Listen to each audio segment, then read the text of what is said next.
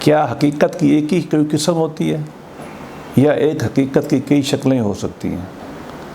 ہمارا خیال یہ ہے کہ ایک ہی حقیقت کی کئی تعبیریں ممکن ہیں، ایک ہی حقیقت کے کئی پہلو ہوتے ہیں،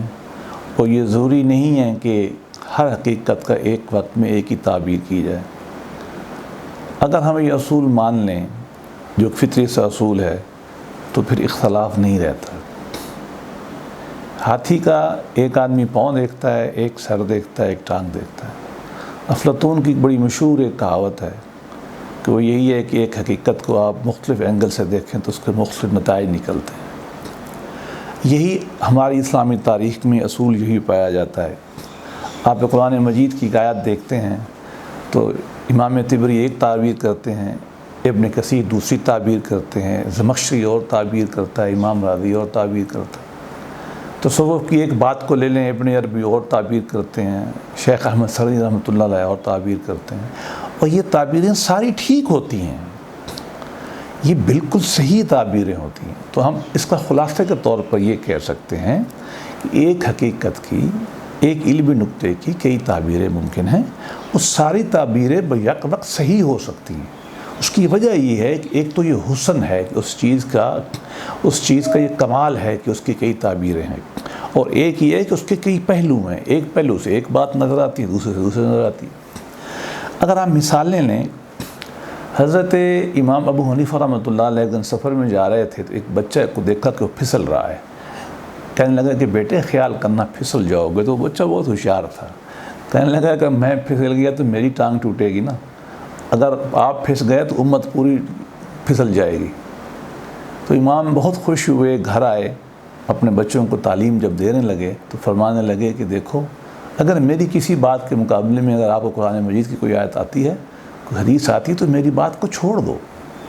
یہ امام کا اعلیٰ ظرف تھا، اس کے بہت سارے ماننے والے پاکستان میں پائے جاتے ہیں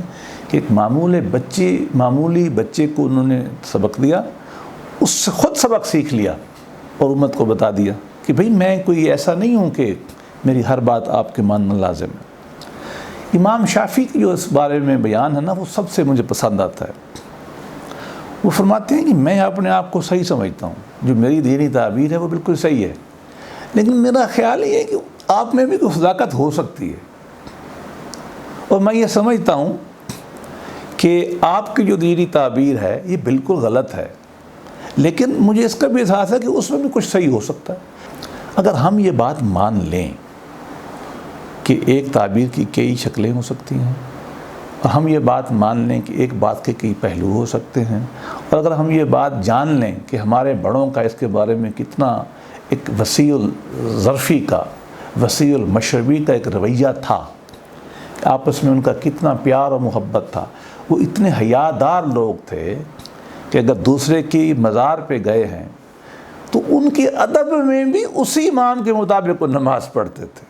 کجا کے ایک دوسرے کے سامنے ہوں، اس لیے کہ ان کو معلوم تھا کہ اس کا تعلق دین سے نہیں ہے، یہ ہماری ترجیح سے ہے۔ وہ بھی دیندار ہے، وہ بھی دین کی روایت والا ہے، میں بھی دین کی روایت والا ہوں، تو یہ ایک حیا تھا، یہ علمی تحقیق تھی کہ میری یہ ترجیح ہے، میں اس کو پریفر کرتا ہوں، اتنی سی بات تھی۔ اب جو فرقے مطلب اہل حدیث پائے جاتے ہیں، بریلوی پائے جاتے ہیں، دیوبندی پائے جاتے ہیں، شیعہ دوست پائے جاتے ہیں، یہ سارے کے سارے دین اسلام کے اندر کی روایات ہیں۔ ان روایات نے دین اسلام کو خوبصورت بنایا ہے، توسع اس کے اندر انہوں نے پیدا کیا ہے، دین کے مختلف پہلوؤں کو انہوں نے ہائی لائٹ کیا ہے۔ تو اس کو جو پلورلزم ہے نا، مطلب جو کثیر الجہتی چیزیں ہیں، اس کو انجوائے کرنا۔ پھولوں کی شکلیں ہیں، گلدستہ جتنا ہوگا پھول اتنا اچھا ہوتا ہے، اگر دین کی جتنی تعبیریں آتی ہیں اس میں خوش ہونا چاہیے۔ یہ ہمارے لیے علماء نے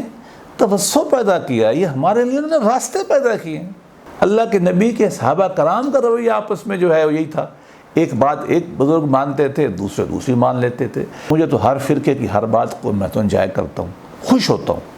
اور احسان مند ہوتا ہوں کہ انہوں نے اس روایت کو بھی قائم رکھا، اور میں اس بات پہ بھی خوش ہوتا ہوں کہ میرے پاس بھی اس کے بڑے وسیع راستے موجود ہیں۔ اگر آپ ایک فقہ کو ماننا چاہتے ہیں، یہ آپ کا ذاتی ذوق ہے، اگر آپ ایک فرقے کو، یہ آپ کا ذاتی ذوق ہے، تو خاص اتنی ہے کہ دوسرے سے بھی محبت، پیار، گلے لگائیں، آگے بڑھ کے ان کی دوستی کریں، ان کو پیار کریں، ان کو تحفے دیں، ان کو گھروں میں بلائیں